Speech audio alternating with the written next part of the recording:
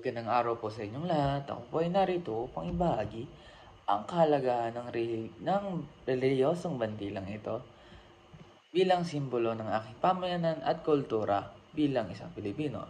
So, pinili ko po ang bagay na ito dahil lumaki po ako sa isang relihiyosong pamayanan at naging malaking parte po ito ng aking buhay. So, ang Pilipinas ay isang bansang may malalim na kasaysayan ng relihiyon at kultura. Ang mga relihiyosong bandila ay nagpapakita ng ating pagkakaugnay-ugnay sa Diyos at mga tradisyong makikita sa ating mga pang-araw-araw na buhay. Importante ang mga relihiyosong bandila na ito sa pagtataguyod ng ating pananampalataya at debosyon sa Diyos.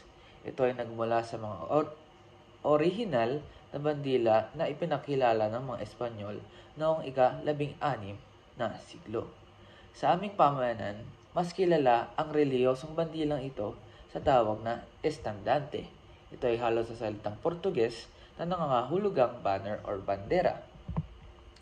Ang bandilang ito ay mayroong iba't ibang simbolo at pagpapakahulugan. Karaniwang isa na dito ang pananampalataya. Pinapakita dito ang malalim nating pananampalataya at debosyon sa Diyos.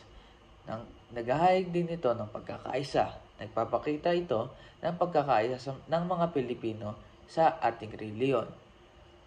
At panghuli ay tradisyon.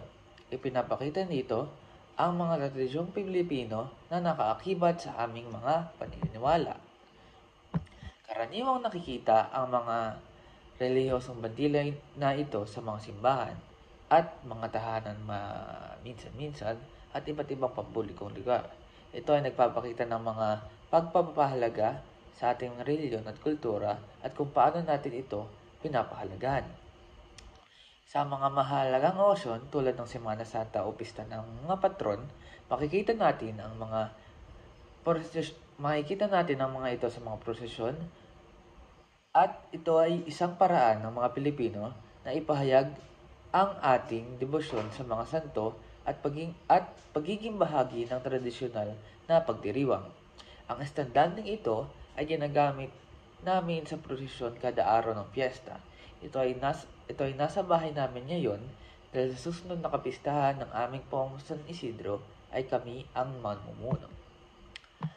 Ating alalahanin na ang mga relihiyosong bandila ay naging bahagi rin ng kasaysayan ng Pilipinas.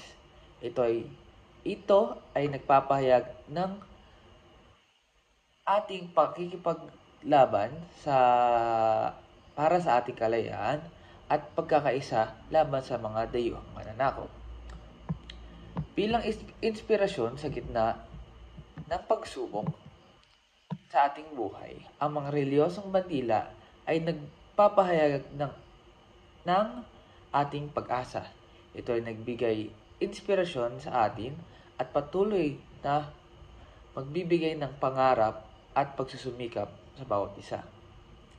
Mahalaga na itaguyod natin ang pagpapahalaga sa mga relihiyosong bandila at ituring itong hindi lamang bilang dekorasyon kundi ay isang makahulugang simbolo ng ating kultura at pananampalataya. Sa pagtatapos ng aking presentasyon, nais kong iparating na ang mga relihiyosong bandila ay nagpapahayag ng ating malalim na pananampalataya, pagkakaisa at pagmamahal sa kultura natin. Hayaan natin ito ay patuloy na